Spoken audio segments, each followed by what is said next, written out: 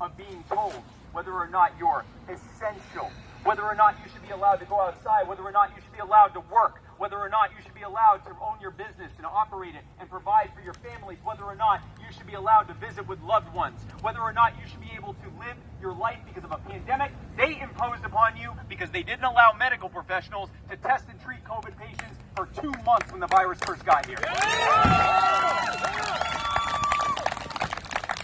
You're sick of watching that used as an excuse to make you stand put during the worst economic depression of our times, while watching the stock market reach all-time highs because they took trillions of dollars and gave them in bailouts to those billionaires that sponsor them and then stuck you with the bill with interest.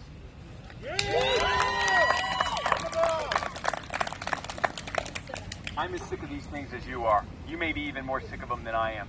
And the fact is, that's why we're libertarians. We recognize that the way to end these things is not just to vote for a third party, not just to vote against those who have put these policies in place, but to vote for Joe Jorgensen, to vote for people that are running up and down the ballot in this and every other one of the states plus DC, so that we can end the Fed and end the IRS and end the ATF and end qualified immunity and end the war on drugs and end civil asset forfeiture and end mandatory minimum sentencing and end all of the other terrible policies, ending the war overseas,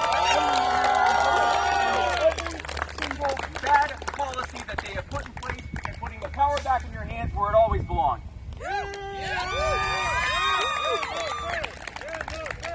Right? And folks, let's be clear for a second. These were not well-intentioned policies with unavoidable outcomes that no one could have possibly anticipated. We've been saying that this is what would happen for 49 years. We've been telling them year after year after year. And they knew that this is what would happen, and they did it anyway. Because they wanted this to happen. They want you to be desperate. They want you to be destitute. They want you to not know where your next paycheck is going to come from. They want you to be scared. They want you to be resentful and at each other's throats. They want you to be hopeless.